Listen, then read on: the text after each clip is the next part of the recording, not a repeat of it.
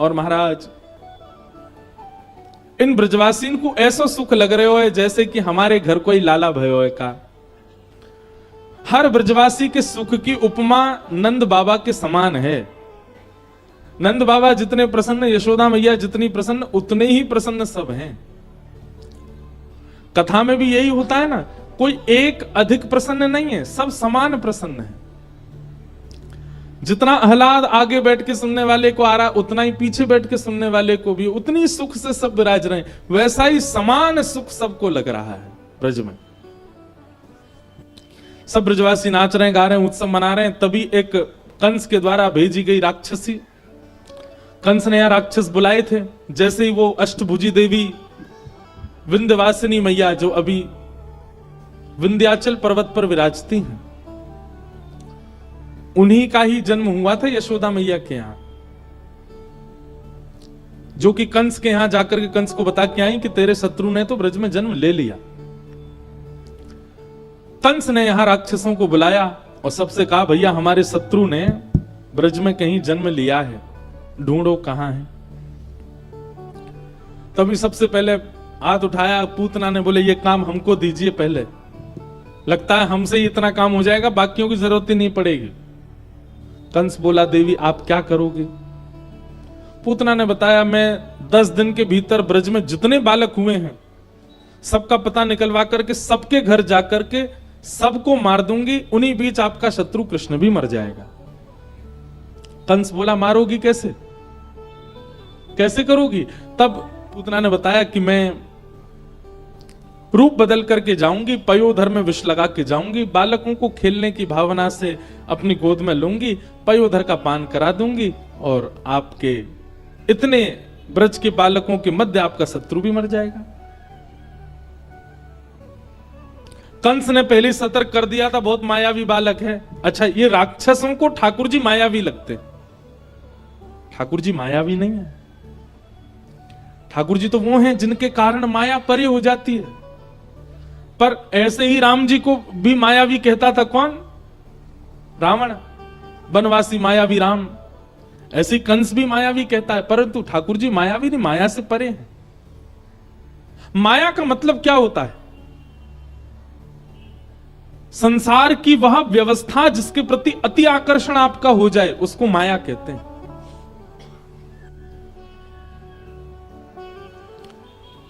पूतना बोली, आप चिंता मत करो, मैं तो बस जाती हूं और आपके शत्रु को मार के आती हूं। पूतना रूप बदल करके गई। जितने बालकों ने जन्म लिया ब्रजमंडल में, सबके घर जा जा करके सुंदरी बन करके गई थी, तो सब उस पर विश्वास कर लेते थे। जैसे ही गोकुल आई, गोकुल में जैसे ही चरण रखा पूतना ने, पूतना का सौंदर्य इतना था, बहुत ध्यानपूर्वक सुनिएगा, कि ब्रजमंडल में उत्सव मना रहे सब ब्रजवासी उत्सव मनाना भूल गए और सब केवल पूतना को देखें। इतनी सुंदर, ऐसा रूप, ऐसी चाल, पूतना के रूप पर सब मोहित होते चले गए। केवल पुरुष ही नहीं, गोपियां भी मोहित हो गई पूतना पर, इतनी सुंदर बन के आई थी। हमारे यहां का, हम मानवों का एक स्वभाव है कि जहां हम सुंदरता देखते हैं ना, वहां फिर हम अन्य चीजों को नजरअंदाज कर देते हैं, और यही हमारी सबसे बड़ी भूल है। ठाकुर जी का सबसे बड़ा गुण यही है कि वो सुंदरता ही नहीं देखते, वो अन्य गुणों पर ज्यादा प्रकाश डालते हैं। और मानव का सबसे बड़ा दुर्गुण यही है कि वो सुंदरता देख के बाकी गुणों को छोड़ देता है। पर मैं आपको बता दूं, जो व्यक्ति नित्य सत्संग करता हो, नित्य आध्यात्म जिसके चिंतन में रहता हो, वो व्यक्ति इस दृष्टि में भी निपुण हो जाएगा कि वो सुंदरता पर ज्यादा मोहित नहीं होगा। सुंदरता मतलब किसी के रूप की नहीं, रूप की ही नहीं, सब कुछ सुंदर, चाहे वो पहाड़ हो, समुद्र हो, चाहे वो भोजन हो, चाहे वो वस्त्र हो, चाहे वो इंसान हो, चाहे वो नगर हो, कुछ भी सुंदर नहीं लगता। सुंदरता है, पर सुंदरता देख करके उसके प्रति आसक्ति नहीं होती, उसके प्रति मोह नहीं होता। यह आध्यात्मिक व्यक्ति का लक्षण है। पूतना जैसे ही आई, पूतना पर सब मोहित हो गए। पूतना ने नंद भवन में प्रवेश किया तो यशोदा मैया ने भी उसकी सुंदरता देख करके एक बार तो विधाता से कही, अरे विधाता तो नेक शर्म नहीं आई है। मानो विधाता ने पूछा हो, मैया काय बात को ऐसो कह रही है। यशोदा मैया बोली, लाला के काजे जैसी बहू होनी चाहिए वो तो तेने इतने दिन पहले भेज दी और लाला मेरो आज भेजो है। मैं तो अपने लाला के काजे ऐसी बहू लेके आती जैसी ये छोरी आ रही का है। ब्रजभाषा समझ में आती है। हाँ, बिसौली कोई अमेरिका नहीं है, नहीं कहीं दूर है। वो बात अलग है कि रास्ता थोड़ा लंबा पड़ जाता, वैसे दूरी ज्यादा नहीं है। इतना ही दूर दिल्ली से वृंदावन है। वृंदावन से कितना दूर होगा बिसौली? 200 है। हाँ तो 160 दिल्ली है। तो बस रास्ता डबल हो जाए तो उतना ही समय लगेगा, ज्यादा समय नहीं लगेगा।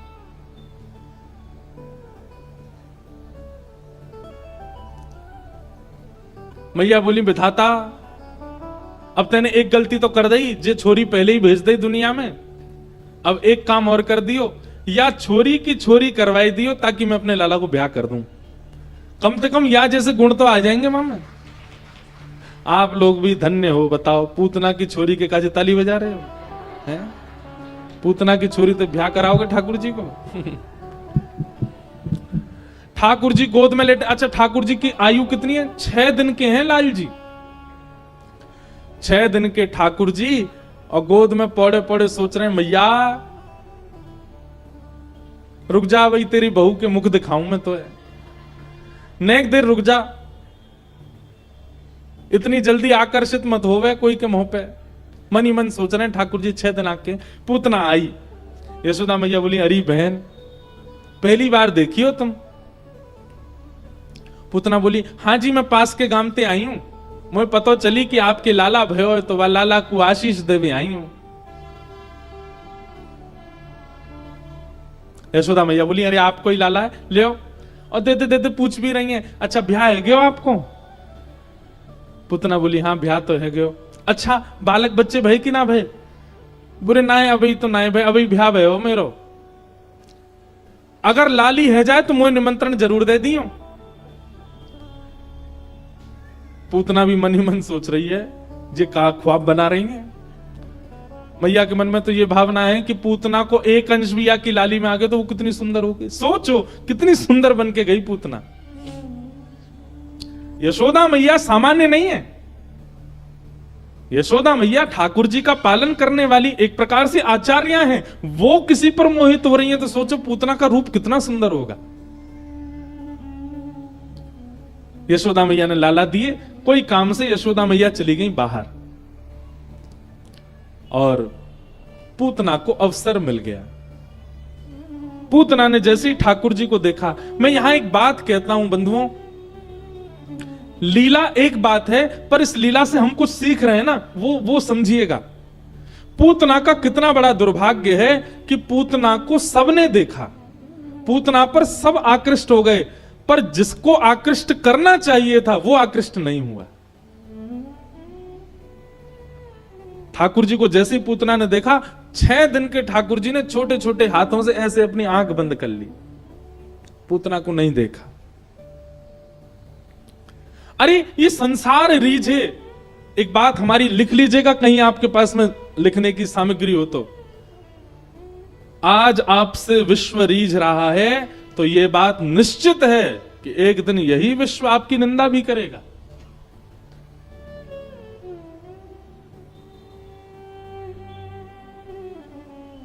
हम कथा सुनाते हैं, इतने सारे लोग प्रेम करते हैं, इतने सारे लोग स्नेह देते हैं।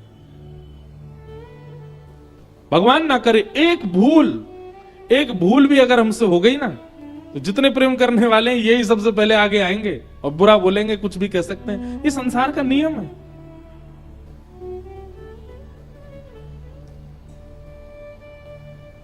उस संसार को रिझाने के प्रयास क्यों करना, प्रयत्न क्यों करना? हम कथा 9 साल से कर रहे हैं, 18 वर्ष की आयु से कथा कर रहे हैं, और वही कथा कर रहे हैं जो 9 साल पहले करते थे, पर सुनने लोग अब लगे।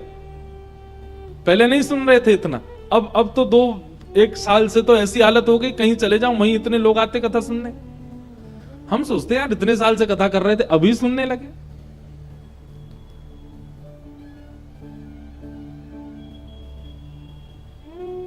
कोई प्रयास नहीं किया सबको रिझाने का, वो सामान्य कथा, और ऐसे ही करते रहेंगे जीवन भर।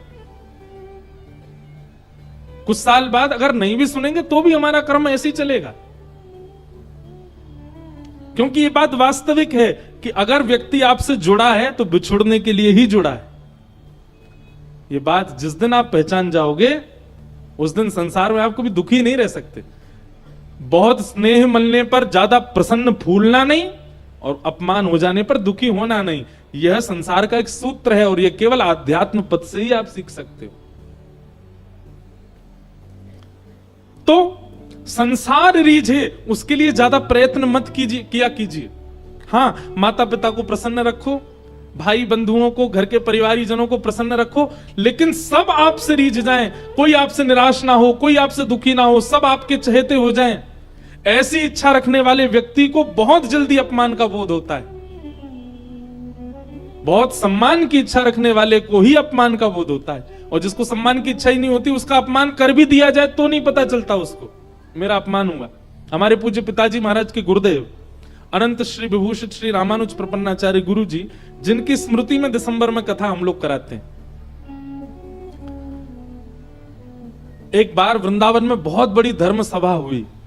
मैं तो केवल 6 महीने का था जब गुरुदेव भगवान प्रस्थान कर गए थे, मुझे ज्यादा उनका अनुभव नहीं। तो एक बार वृंदावन में बहुत बड़ी धर्म सभा हुई, और उस धर्म सभा में हरिद्वार, वृंदावन, अयोध्या, काशी, सब जगह से बड़े बड़े विद्वान और संतों का आगमन हुआ, और उस धर्म सभा का अध्यक्ष बनाया गया पूज्य गुरुदेव भगवान को, पूज्य गुरु जी। हजारों की तादाद में भीड़ बैठी थी, बड़े बड़े संत ऋषि, काशी, अयोध्या, और ये बात हम बता रहे हैं लगभग 35 साल पुरानी, हमने भी सुनी है पूज्य पिताजी से, पूज्य महाराज जी से, मलुकपीठ वाले महाराज जी से। मलुकपीठ वाले महाराज जी भी कुछ समय अध्ययन किए भागवत जी का पूज्य गुरु जी से। तो उस सभा में हजारों की भीड़, और मंच पर एक से एक बड़े बड़े विद्वान सब बैठे हैं। हमारे गुरुजी, पिताजी महाराज के गुरुजी, वो जैसे ही आए तो इतने सामान्य रहते थे कि पिताजी कभी उनके वस्त्रों पर यदि प्रेस करवा देते थे ना, तो गुरुजी उन कपड़ों को कुएं के पानी से धो के, निचोड़ के, सुखा के फिर पहनते थे। बोले हमको ज्यादा चटक मटक मत पहनाओ। हमारी माता जी कभी ज्यादा अच्छा भोजन बनाती तो रोटी और सब्जी में पानी मिला देते। क्यों? कहते बोले जीव का भरोसा नहीं है, ज्यादा स्वाद भरा खिला दिया तो रोज मांगेगी, इसलिए हम उसका स्वाद ही बिगाड़ देते हैं। रोटी को भिगो के खाते थे, और सब्जी अगर ज्यादा स्वाद लगती थी तो उसमें पानी मिला देते थे कि कहीं हमारी जीव को आदत नहीं पड़ जाए अच्छा खाने की। ऐसे महापुरुष, उन्हीं की कृपा से हम बैठे हैं व्यासपीठ पे। तो उस धर्म सभा में पहुंचे। अब उनके वस्त्र ऐसे थे, वो चलते फिरते भी ऐसे थे कि देखने में लगता था कि कोई सामान्य व्यक्ति है। तो जैसे ही वो आगे आने लगे, बार बार मंच से उच्चारण हो रहा था, सेवा कुंज वाले गुरुजी श्री रामानुज प्रपन्नाचार्य गुरुजी अगर आ गए हो तो मंच पे आ जाएं, वे अध्यक्ष हैं आज के उत्सव के। अब वो जैसे ही आगे आने लगे तो 4-5 लोगों ने उनके वस्त्र आदि देख के सोचा ऐसी कोई दीनहीन सा व्यक्ति है, वहीं बैठा दे, यहीं बैठ जाओ, कहां जा रहे हो आगे। तो गुरुजी बेचारे पीछे ही बैठ गए। बहुत देर हो गई, सब प्रतीक। अब वो उठ के कहना तो चाह रहे भाई मैं ही अध्यक्ष हूं, लेकिन इतनी दीनता, सरलता, वहीं बैठ गए। उनको किसी ने आगे आने नहीं दिया। सभा प्रारंभ हो गई।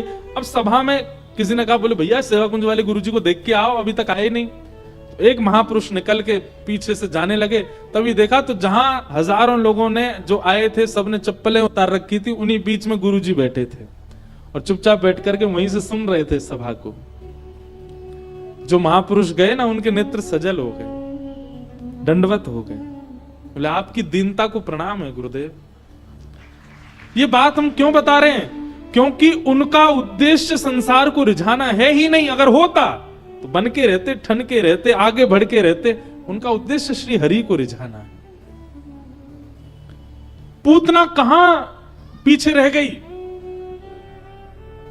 वो संसार को रिझाने की भावना से आई थी। वो गोकुल वासियों को, भगवान की मैया को और सब रिश्तेदार नातेदार उसके रूप पर रीझ करके उसको ठाकुर जी के पास ले जाए, इसलिए तो वो सुंदर बन के आई थी। उसका उद्देश्य भगवत प्राप्ति या भगवत प्रसन्नता नहीं था, होता भी कैसे राक्षसी है। पर हम उससे यह सीखें कि लोक रंजन की भावना यदि है तो याद रखिएगा कृष्ण रंजन नहीं हो पाएगा, और कृष्ण रंजन की भावना होगी तो लोक रंजन बिल्कुल नहीं हो पाएगा। आप सामान्य ही रहोगे, आप सहज ही रहोगे, आप सीधे साधे ही रहोगे, आपसे बनावटी हो ही नहीं पाएगा। पूतना का दुर्भाग्य था कि इतने पास आकर के भी ठाकुर जी के नेत्रों की अधिकारिणी नहीं बन पाई पूतना।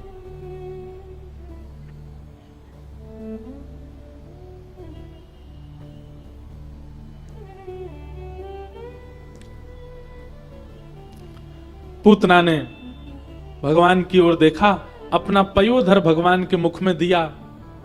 भगवान ने उसके विष को पिया, दुग्ध को पिया, रस तत्वों को पिया, और पीते पीते पीते पीते ठाकुर जी ने प्राण समम रोष समन्वितो पिबत, जैसे ही पयोधर से उसके प्राण पीने प्रारंभ किए, पूतना का सौंदर्य धूमिल होने लगा, राक्षसी वेश में परिवर्तित होने लगी। विशाल हाथ, विशाल पैर, विशाल मुखमंडल, विशाल उसका शरीर होता चला गया। सामुंच मुंचाल मित प्रभाषणी, अरे बालक छोड़, अरे बालक छोड़, चिल्लाने लगी। भगवान को पकड़ के दूर खींचने लगी, लेकिन ठाकुर जी ने तो ऐसे पकड़ रखा है कि पूतना हट ही नहीं रही है दूर। अंत तो गत्वा, भगवान ने जब पूतना के प्राण पी लिए, प्राण पी करके जब उसके प्राण निकल गए, धड़ाम से गिरी, तब ठाकुर जी ने छोड़ा। हमारे पूज्य पिताजी कहते हैं कि ठाकुर जी कह रहे हैं, मौसी जी हम तो ठिकाने लगा के ही छोड़ेंगे, कोई आ जाए हमारे बट में, चाहे भक्त आ जाए चाहे राक्षस आ जाए, जब तक दारी के ठिकानों नहीं लगा देंगे तब तक चैन ना हिले। और ठाकुर जी ने पूतना का वध कर दिया। बोलो पूतना मर्दन भगवान की।